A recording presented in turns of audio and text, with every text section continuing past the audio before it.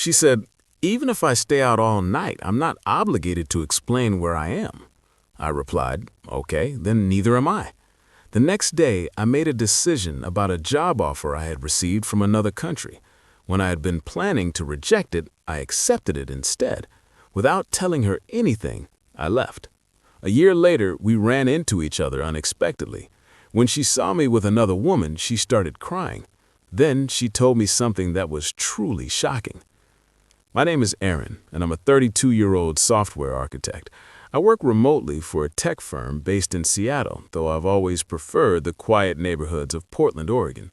I make decent money, not Silicon Valley ridiculous, but enough to live comfortably and save aggressively.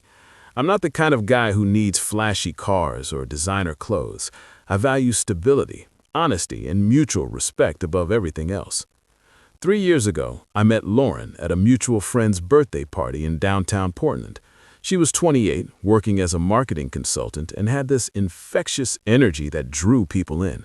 Dark blonde hair, sharp green eyes, and a laugh that could fill a room. We hit it off immediately over terrible karaoke and cheap wine. Within 6 months, we were living together in a 2-bedroom apartment with exposed brick walls overlooking the city. The first 2 years were solid. We traveled together, weekend trips to the coast, a vacation in Costa Rica, camping in the Cascades. We cooked meals on weeknights, binge-watched shows on lazy Sundays. She had her friends, I had mine, and we respected each other's space. I thought we were building something real, but somewhere around the 2.5-year mark, things started shifting. She'd come home later than usual without mentioning where she'd been. She'd spend hours on her phone, angling the screen away whenever I walked by. Her responses became shorter, distracted. When I'd ask about her day, she'd give vague answers. Fine, busy, the usual. I didn't think much of it initially. Everyone's entitled to privacy, right? I gave her the benefit of the doubt because that's what you do when you love someone. Then came the night that changed everything. Update 1. It was a Thursday in late September. I remember because I had a big presentation the next morning for a potential client, a Fortune 500 company that could have meant a massive contract for our firm. Lauren texted me around 6 p.m. saying she was going out with coworkers for drinks at some new bar downtown. "Cool, have fun, be safe," I texted back. "We will, don't wait up," she replied. By 11 p.m., I was in bed, half asleep, with my laptop beside me, going over notes one last time. That's when I realized she still wasn't home. I checked my phone, no new messages. I sent her a quick text. "Hey, you good?" No response. I figured maybe her phone died. I tried to go to sleep, but something felt off. Midnight came and went, then 1 a.m., then 2 a.m. By 3 a.m., I was wide awake, pacing the living room, genuinely worried. This wasn't her. I called her twice, both times straight to voicemail. "Hey, it's me. Just checking in. Call me when you get this." I texted her friends, Kelsey, Amanda, Beth. Nobody responded. The silence was eating at me. I considered calling hospitals, but that felt dramatic. I sat on the couch, staring at the door, imagining worst-case scenarios. She finally walked through the door at 4:47 a.m. Her makeup was smudged, black streaks under her eyes. Her hair was messy, half fallen out of the bun she'd left in. She reeked of alcohol, cigarette smoke, and cologne that wasn't mine. "Where the hell were you?" I asked, standing up, trying to keep my voice steady. She kicked off her heels, letting them clatter against the hardwood floor, barely looking at me. "Out? Out where? I've been calling you for hours. I was about to call the police." "Aaron," she sighed, like I was being the most annoying person in the world. "I'm an adult. I don't need to check in with you every 5 minutes." "Check in? Lauren, you were gone all night. You didn't answer your phone once. I thought something happened to you. I was terrified." She walked past me towards the bedroom, wobbling slightly. "I was with friends. We lost track of time. It's not a big deal." I followed her down the hallway. "Not a big deal. You couldn't send one text? Do you know how worried I was?" She turned around in the doorway of our bedroom, and that's when I saw it, this flash of irritation, maybe even contempt. Something cold and distant. "Even if I stay out all night, I'm not obligated to explain where I am." The words hit me like ice water. I stood there, stunned. "What did you just say?" "You heard me," she said, pulling off her earrings. "I'm not your property, Aaron. I don't owe you a minute-by-minute breakdown of my life. We're partners, not parent and child." Something in me snapped, not into anger, but into this strange, cold clarity. I nodded slowly. "Okay," I said quietly. "Then neither am I." She paused, looked at me like she was about to argue, then just shrugged. "Fine." She went into the bathroom and closed the door. I went back to the living room and sat on the couch, staring at the wall until the sun came up. Update 2. The next morning, I went to my presentation running on zero sleep and pure adrenaline. I crushed it, answered every question, left the room knowing we'd land the contract. My boss congratulated me, clapped me on the shoulder, but my mind wasn't really there. I kept replaying Lauren's words, her tone, the way she looked at me like I was an inconvenience. When I got back to the apartment around 2 p.m., Lauren was already gone. A note on the counter said she had client meetings all afternoon. Again, I sat down and opened my email. There it was, the message I'd been sitting on for 3 weeks. A company in Dublin, Ireland, senior software architect position, with a 40% pay bump, full relocation package, stock options, cutting-edge projects. They'd reached out through LinkedIn, flown me out for interviews in September, made me an offer a week later. I'd been planning to turn it down because of Lauren, because I thought we had a future. I stared at that email, thinking about the woman who just told me she didn't owe me explanations. Then I hit reply and typed, "I accept your offer. When do I start?" They responded within an hour. Start date, November 1st, 4 weeks away. I didn't tell Lauren. I went through the motions, came home, made dinner, watched TV beside her. She barely noticed. She was always on her phone, always out with friends or working late. Some nights, she'd come home at 1 or 2 a.m., slip into bed without a word, and be gone before I woke up. I started packing in secret. Took boxes to my buddy Trevor's garage during lunch breaks, sold my car privately, transferred money into a separate account, updated my mailing address, canceled subscriptions, gym membership, everything tied to Portland. "Man, if she doesn't respect you, you don't owe her anything," Trevor said over beers one night.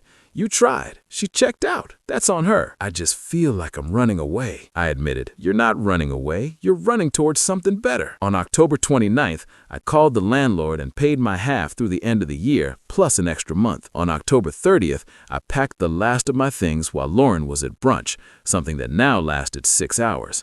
I left my keys on the counter along with a check for 2 months' rent. No note, no explanation. I boarded a flight to Dublin the next morning at 6 a.m. Update 3. The first few months in Dublin were surreal. New city, new job, new everything. I threw myself into work, learning systems, meeting my team, proving myself. On weekends, I explored, walked along the River Liffey, visited Trinity College, drank Guinness in Temple Bar, took trips to the Cliffs of Moher in Galway. I joined a football league, started running along the coast every morning. I felt lighter somehow, like a weight had been lifted that I didn't realize I'd been carrying. Lauren tried reaching out. The text started 2 days after I left. "Aaron, where are you? Seriously, where did you go? Your stuff's gone. Are you seriously ghosting me right now? This is so immature. Call me." Then came the calls, dozens over the first month. I never answered. I'd watch my phone light up with her name, a photo from Costa Rica, both of us grinning on a beach, and let it ring until it stopped. By Christmas, the calls became less frequent. By January, Around March, I met someone. Her name was Siobhan, pronounced Siobhan. She taught me after I butchered it 3 times. She was a project manager at a partner firm. 30 years old, red hair, freckles, sharp wit, and a laugh that made me feel genuinely happy again. We met at a networking event, started chatting about the impossibility of good Mexican food in Dublin, ended up getting drinks. We started dating casually, dinners, weekend trips to Cork and Belfast, pub trivia nights. It was easy, comfortable. She didn't play games. When she said she'd call, she called. When she was running late, she texted. When something bothered her, she talked about it. It was such a stark contrast to what I'd left behind. By August, we were serious. My career was thriving, my personal life healthy. I felt like myself again. Then my company sent me to a 2-week conference in San Francisco. Siobhan flew out to meet me for the last few days. We planned to explore the city, eat our way through the food scene. I figured it was safe. Portland was 600 miles north. What were the odds? On our last night in San Francisco, I took Siobhan to an upscale Italian place in North Beach. The restaurant was beautiful, dim lighting, exposed brick, jazz playing softly. We were laughing, waiting for appetizers, when I saw her. Lauren. She was standing near the hostess stand with two women scanning the restaurant. Then our eyes met. For a second, neither of us moved. Then she started walking toward me, weaving between tables. Erin. I set down my wine glass. Lauren. She looked different, thinner, like she'd lost 20 pounds. Her face was more angular, tired, dark circles under her eyes. Her hair was shorter, darker. She glanced at Siobhan, then back at me, her eyes already watering. "Can we talk?" she asked, her voice shaking. Siobhan looked at me, confused. I nodded. "Give me a minute." "Of course," Siobhan said softly, squeezing my hand. Lauren and I stepped outside into the cool evening. The street was loud, cars honking, cable car rattling past, tourists everywhere. Fog rolled in from the bay. "What the hell, Erin?" she said immediately, tears forming. "You just left. No explanation? One day you're there, the next you're gone." "I could ask you the same thing," I said calmly. "You checked out months before I left." "That's not fair," she said. "You stayed out all night. You told me you didn't owe me explanations. You treated me like I was controlling you for caring." She wiped her eyes, mascara smudging. "I was going through something. I didn't know how to talk to you about it." "So you stayed out until 5 in the morning, ignored my calls, made me feel like I didn't matter?" She opened her mouth, closed it, and looked down. When she looked back up, her eyes were streaming. "I was pregnant." Everything stopped. My heart hammered. "What?" "I was pregnant, Erin." Her voice cracked. "That night I came home late. I just found out that day. I took 3 tests at work. I was terrified. I didn't know what to do, so I went to my friend Kelsey's place. We talked all night. I drank too much. I smoked. I made terrible decisions because I was panicking. I should have told you, but I couldn't find the words." My mind raced. "What happened?" Her face crumpled. "I miscarried 2 weeks after you left. I was alone, bleeding, scared. I went to the ER by myself. I tried calling you. I needed you, and you were gone." The guilt hit hard. "Lauren, I know," she said quickly, holding her hand. "I know it's my fault. I pushed you away. I made you feel like you didn't matter. But I was scared, Erin, so scared of what having a baby would mean, whether you'd even want it. We never talked about kids. My mom got pregnant young and my dad left, and I think I was convinced you'd do the same thing, so I pushed you away first." We stood there, pedestrians flowing around us. Inside, I could see Siobhan at our table. "Why didn't you tell me that night?" I asked quietly. She shook her head, tears streaming. "I don't know. I thought you'd be upset or try to control the decision. I was irrational. I was terrified. I handled it all wrong." I exhaled slowly. "I'm sorry you went through that alone. I really am. But you made choices, Lauren. You chose not to trust me. You chose not to let me in." She nodded. "I know, and I lost you because of it." She looked toward the window. "She seems nice." "She is. She's good." Lauren gave a sad smile. "You deserve that. You always deserved better than how I treated you." She wiped her face. "I've been in therapy for 6 months, trying to understand why I self-sabotage. I'm on antidepressants. I moved to Austin, closer to my sister. I'm trying to do better." "I'm glad you're getting help," I said, and meant it. "Thank you." She took a shaky breath. "I should let you get back. I just needed you to know the truth." "I understand," I said, "and I'm sorry for how things ended, but we both made mistakes. Goodbye, Erin." "Goodbye, Lauren." She walked back inside, grabbed her friends, and left. I stood there for another minute, feeling numb and sad and relieved all at once. Final update. I flew back to Dublin 2 days later. Siobhan and I talked through everything on the flight, an honest conversation about my past, about Lauren, about what happened. She listened without judgment, held my hand, didn't make me feel guilty. It's one of the reasons I knew she was different. Lauren and I exchanged a few emails after that. She apologized again, explained more about her therapy, told me she was doing better, new job, living near her sister, rebuilding. I told her I was glad and that I hoped she found happiness, but we both knew there was no going back. 6 months later, I proposed to Siobhan at the Cliffs of Moher. She said yes before I even finished asking. We're planning a small wedding in Galway next spring, just close friends and family. My life is good now, genuinely good.